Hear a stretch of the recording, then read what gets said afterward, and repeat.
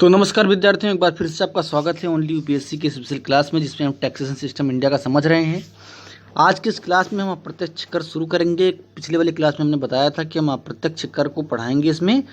तो जो पहला अप्रत्यक्ष कर आज हम पढ़ेंगे वो है सीमा शुल्क, कस्टम ड्यूटी। ठीक है, तो ये शुरू कर लेते हैं, टाइम नहीं खराब करेंगे। स्टेटमेंट देखते हैं, उसके बाद में आसान भाषा में मैं आपको समझाऊंगा, जिस तरीके से मैं लगातार पढ़ाते हुए आ रहा हूँ।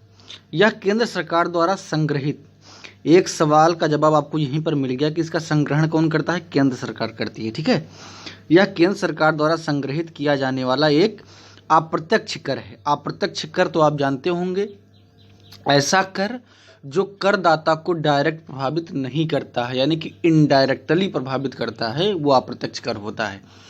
जैसे आप अगर कोई वस्तु खरीदते हैं तो उस पर जो टैक्स लगता है वो सरकार कंपनी से ले लेती है, लेकिन बोझ वो आपके ऊपर होता है, देना आप ही को होता है। ठीक है, तो इस प्रकार के जो टैक्स होते हैं वो अप्रत्यक्ष कर की श्रेणी में आते हैं। यह केवल वस्तुओं के अंतर्राष्ट्रीय व्यापार पर लगाया जाता है। ठीक है, जो कस्टम ड्यूटी है वो वस्तुओं के अंतर्राष्ट्रीय व्यापार पर लगाया जाता है। इसकी वसूली सेवाओं पर नहीं की जाती है, यानी कि सर्विस पर, जो सर्विस अगर अंतर्राष्ट्रीय लेवल पर आदान प्रदान हो रहा है तो उस पर कस्टम ड्यूटी नहीं लगती, ये केवल वस्तुओं पर लगाया जाता है। अतः इसकी वसूली मात्र वस्तुओं के आयात एवं निर्यात पर होती है। सीमा शुल्क को इसी कारण दो प्रारूपों में वर्गीकृत किया जाता है। ठीक है, सीमा शुल्क को दो प्रारूपों में वर्गीकृत किया जाता है, क्योंकि ये वस्तुओं पर लगता है और वस्तुओं का क्या होता है? आयात और निर्यात होता है। ठीक है, तो एक है आपका आयात शुल्क और दूसरा है निर्यात शुल्क। ठीक है, सीमा शुल्क मात्र एक राजस्व प्राप्ति का स्रोत नहीं है, अपितु यह एक ऐसा उपकरण भी है जिसके माध्यम से अनिवार्य एवं गैर अनिवार्य वस्तुओं के आवागमन पर सरकार नियंत्रण भी स्थापित करती है। अब ये कैसे होता है ये मैं अभी आपको समझाता हूँ। उच्च आयात शुल्क किसी विदेशी कंपनी को भारत में इकाई स्थापित कर उत्पादन हेतु भी बाध्य करती है। सीमा शुल्क को जीएसटी में सम्मिलित नहीं किया गया है, अतः यह पूर्ववर्ती जारी है। अब पूरी बात मैं आपको समझा दूं कि सीमा शुल्क कैसे काम करता है। ठीक है, तो जैसा कि मैंने आपको बताया अभी स्टेटमेंट में कि सीमा शुल्क किस पर लगता है? केवल गुड्स पर लगता है, यानी कि केवल वस्तुओं पर लगता है, सेवाओं पर नहीं लगता है। ठीक है, और ये केवल अंतर्राष्ट्रीय व्यापार में लगता है। ठीक है, तो अंतर्राष्ट्रीय व्यापार में लगने का मतलब कि आयात और निर्यात पे लगता है। ठीक है, आयात और निर्यात पे लगता है सीमा शुल्क। ठीक, ये दो बात हो गई। अब सोचिए ये कि आयात और निर्यात जो है वो किस प्रकार अलग अलग फॉर्म में अर्थव्यवस्था को या पूरी व्यवस्था को प्रभावित करते हैं। ठीक है, जैसा कि यहाँ पर एक स्टेटमेंट लिखा हुआ था कि यह केवल कर संग्रहण का एक तरीका नहीं है, यह किसी चीज़ को आने देने से रोकने का भी एक तरीका है। कैसे, उसको समझते हैं। मान लीजिए कि भारत सरकार अमेरिका के, ठीक है, अमेरिका के किसी प्रोडक्ट को इंडिया में नहीं आने देना चाहती है, वो चाहती है कि वो इंडिया में ना आए। ठीक है, तो इसका तरीका उसके पास क्या होगा? तरीका उसके पास ये है कि जैसे मान लीजिए कि अमेरिका में कोई प्रोडक्ट है, उसकी जो कास्ट है बनने में वो 10 रुपये है। ठीक है, 10 रुपये में बन के तैयार हुआ और वो अमेरिका में 11 रुपये में बिक रहा है, यानी कि 1 रुपये लाभ पर अमेरिका में बिक रहा है। अब ये कंपनी इंडिया में अपने सामान को बेचना चाह रही है, तो निश्चित तौर पर इससे ज़्यादा पर बेचेगी, क्योंकि तभी उसको प्रॉफिट होगा, क्योंकि यहाँ पर जो आने जाने का खर्चा होगा वो तो उसी में इंक्लूड होगा। अब मान लीजिए कि इंडिया में वो कंपनी 13 रुपये में बेचने को सोच रही है लाभ कमाने के लिए, कि 2 रुपये यहाँ से जो निकलेगा उसमें 1 रुपये उसका खर्चा हो जाएगा और 1 रुपये उसका लाभ हो जाएगा। अब मान लीजिए कि भारत सरकार, अब जैसे ही भारत के सीमा में प्रवेश करेगी तो भारत सरकार इस पर क्या लगाएगा? कस्टम ड्यूटी लगाएगा।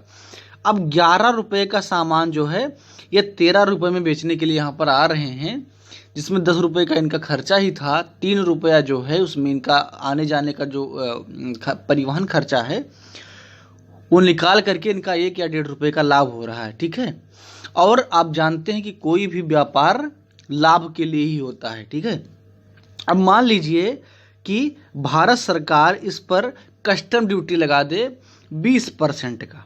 ठीक है, 20% का कस्टम ड्यूटी लगा दे, तो इसका कितना हो जाएगा, 1.3 गुणे 2 यानी कि 2.6 रुपये जो है क्या हो जाएगा, कस्टम ड्यूटी।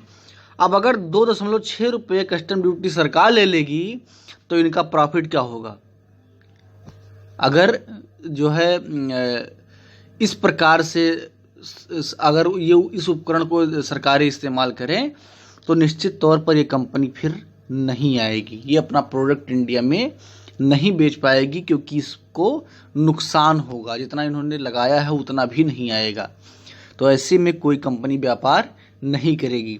तो इसी तरीके से जो सीमा शुल्क होते हैं वो कहीं ना कहीं जो है सिर्फ राजस्व प्राप्ति का एक उपकरण नहीं है, ये एक ऐसा उपकरण है जिसके द्वारा हम बाहरी सामानों को आने से रोक सकते हैं, या अंदर के सामान को जिसे हम बाहर नहीं बेचने देना चाहते हैं उसको भी रोक सकते हैं।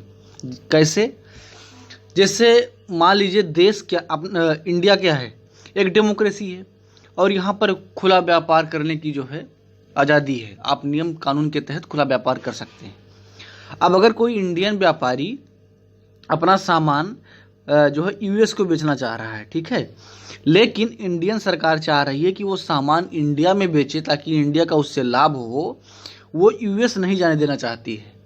लेकिन जो व्यापारी है वो कह रहा है कि नहीं, हम इंडिया में जो है नहीं बेचेंगे, हम यूएस में बेचेंगे, तो वो निर्यात करेगा। इसका मतलब क्यों निर्यात कर रहा है। अब निर्यात जब वो करेगा तब भी इस पर निर्यात शुल्क लगेगा, यानी कि कस्टम ड्यूटी लगेगी। अब अगर इस कस्टम ड्यूटी को सरकार बढ़ा देगी तो ये व्यापारी महोदय मजबूर हो जाएंगे अपने सामान को इंडिया में बेचने के लिए। तो ये फायदा होता है कस्टम ड्यूटी का, रेवेन्यू तो जनरेट होती ही है, ठीक है, लेकिन दूसरा फायदा ये है कि सरकार इस बात पर नियंत्रण करती है कि कौन सा सामान देश में आकर के बिकेगा और कौन सा सामान देश से बाहर जाकर के बिकेगा, ठीक है। तो ये था कस्टम ड्यूटी। कस्टम ड्यूटी को कौन संग्रहित करता है, केंद्र सरकार संग्रहित करती है, ठीक है। चलिए अब आगे देखते हैं सेवा कर, सर्विस टैक्स क्या है। यह भी एक अप्रत्यक्ष कर है जिसकी वसूली केंद्र सरकार मात्र सेवाओं की बिक्री पर करती है, हालांकि इसे जीएसटी में समाहित कर दिया गया है। इसीलिए यहाँ पर बहुत छोटा सा लिखा हुआ है, क्योंकि जीएसटी में हम इसको ढंग से पढ़ेंगे, वहाँ पर ये डिटेल में आपको पढ़ाया जाएगा, ठीक है। प्रत्येक सेवाओं पर लगने वाला जो कर है वो सेवा कर होता है। जब जीएसटी पढ़ेंगे तो वहाँ पर डीप में बात करेंगे। अब एक्साइज ड्यूटी समझ लेते हैं कि एक्साइज ड्यूटी क्या होता है। उत्पाद शुल्क एक अप्रत्यक्ष कर है जिसकी वसूली मात्र विनिर्मित वस्तुओं पर ही होती है। विनिर्मित वस्तुएं क्या होती हैं, मैन्युफैक्चर्ड वस्तुएं क्या होती हैं, जो बार बार जो है बनाई जाती हैं। जैसे आप प्लास्टिक के जो है पानी का बोतल इस्तेमाल करते हैं, तो आपने एक बोतल इस्तेमाल किया, उसको फेंक दिया, आपको अगले स्टेशन पर दूसरा बोतल चाहिए, ठीक है। इसकी वसूली तब होती है जब ऐसी विनिर्मित वस्तुएं कारखाने के दरवाजे से बाहर आते हैं। उत्पाद शुल्क को मुख्यतः दो भागों में बांटा सकता है, केंद्रीय उत्पाद शुल्क और राज्य उत्पाद शुल्क। देखिए ये उत्पाद शुल्क जो एक्साइज ड्यूटी है, ये जो कारखाने हैं उनके गेट पर लगता है। गेट पर मतलब कि जब सामान कारखाने से बन करके निकलता है तो वहीं पर एक्साइज ड्यूटी सरकार जो है वसूल लेती है। हर कारखाने के बाहर एक्साइज ड्यूटी का एक ऑफिस होता है और वहाँ पर जो है उसका देख रेख करती है और उसके बाद में उसकी वसूली की जाती है, ठीक है। केंद्रीय उत्पाद शुल्क केंद्र सरकार करती है, जबकि राज्य उत्पाद शुल्क राज्य सरकारें जो है इकट्ठा करती हैं। अफीम एवं शराब के उत्पादन पर उत्पाद शुल्क की वसूली राज्य सरकारें करती हैं, जबकि अन्य सभी विनिर्मित वस्तुओं पर उत्पाद शुल्क की वसूली केंद्र सरकार करती रही है। वर्तमान में उन सभी वस्तुओं जिन्हें जीएसटी के दायरे में रखा गया है, उत्पाद शुल्क की वसूली नहीं की जा सकती है। यानी कि जिन वस्तुओं को जीएसटी के दायरे में रख दिया गया है उन पर उत्पाद शुल्क नहीं वसूला जा सकता है। चूँकि उपभोग योग्य शराब एवं पेट्रोलियम उत्पाद जीएसटी के दायरे से बाहर हैं, अतः इन पर क्रमशः राज्य उत्पाद शुल्क एवं केंद्रीय उत्पाद शुल्क की उगाही होती है, ठीक है।